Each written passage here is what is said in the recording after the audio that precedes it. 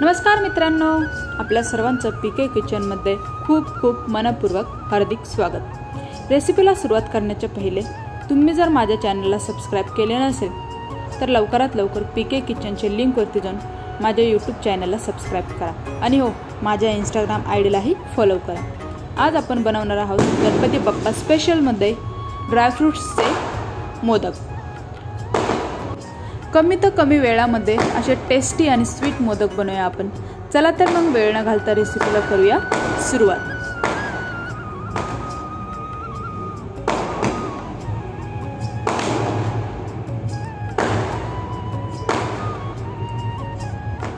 इथे आपण सर्वप्रथम काजू, बदाम आणि खजूर, काजू बदाम हे बारीक कट केले, खजूर पण थोडेसे आपण चाकूने कट केले, केसर घेतले। सर्वप्रथम कढईमध्ये आपण तूप घालून घेऊया। इथे मी पोहाचा चमचा असतो तो 1 चमचा तूप घातलं। त्याच्यानंतर आपण इथे जे बदाम कट केलेले होते ते तुपामध्ये भाजून घेऊया।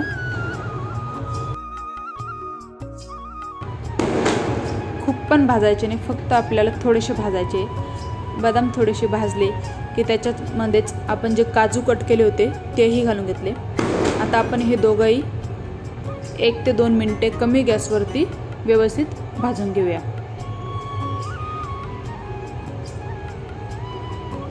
काजू बदाम भाजून झाले की आपण ते एका ताटामध्ये बाजूला काढून घेऊया आणि त्याच कढईमध्ये आपण परत थोडंसं तूप घालून घेऊया खजूर गरम करण्यासाठी।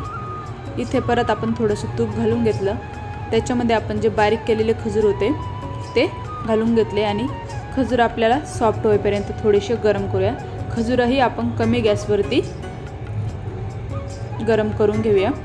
असं सॉफ्ट झाला खजूर की आपण सॉफ्ट खजूर झाला की त्याच्यामध्ये ड्रायफ्रुट्स घालून घेऊया। इथे ड्रायफ्रुट्समध्ये मी फक्त काजू आणि बदाम घेतलेले आहे, तुम्ही तुमच्या आवडीनुसार अजून घेऊ शकता, पिस्ता वगैरे। इतर खजूर हा व्यवस्थित सॉफ्ट झालेला आहे, तुम्ही बघू शकता, मस्त गोळा झालेला आहे त्याचा तयार। आता आपण जे ड्रायफ्रुट्स भाजून घेतले होते ते त्याच्यामध्ये घालून घेऊया खजुरामध्ये।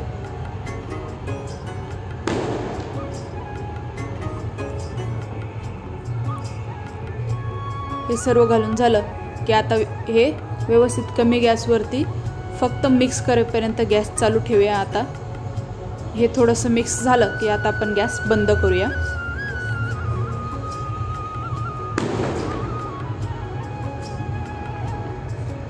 आता थोडेसे केसर घातले, आपण ऑलरेडी गॅस बंद केलेला आहे।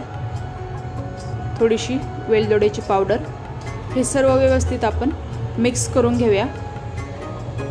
आता आपण हे एका ताटामध्ये काढून घेऊया।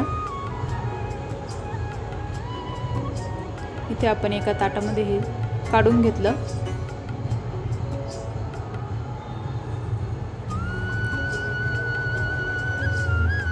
हे गरम गरम असताना चमच्याच्या मागच्या बाजूने आपण याला व्यवस्थित मिक्स करून घेऊया। ते थंड झालं की मग व्यवस्थित मिक्स नाही होणार। आता इथे आपण मोदकाच्या साचाला तूप लावून घेतलं।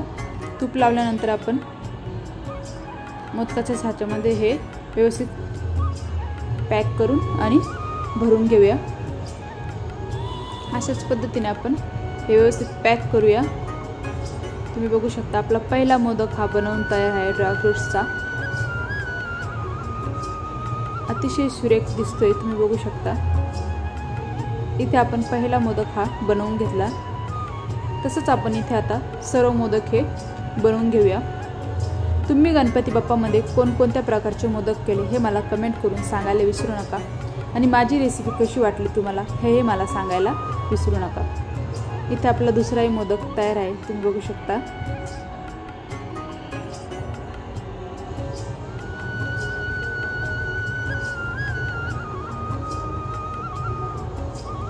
आणि मेन म्हणजे हे मोदक बनवण्यासाठी फारशी अशी काही मेहनत लागत नाही आणि साहित्य तर आपल्या घरामध्ये ऑलरेडी असतं।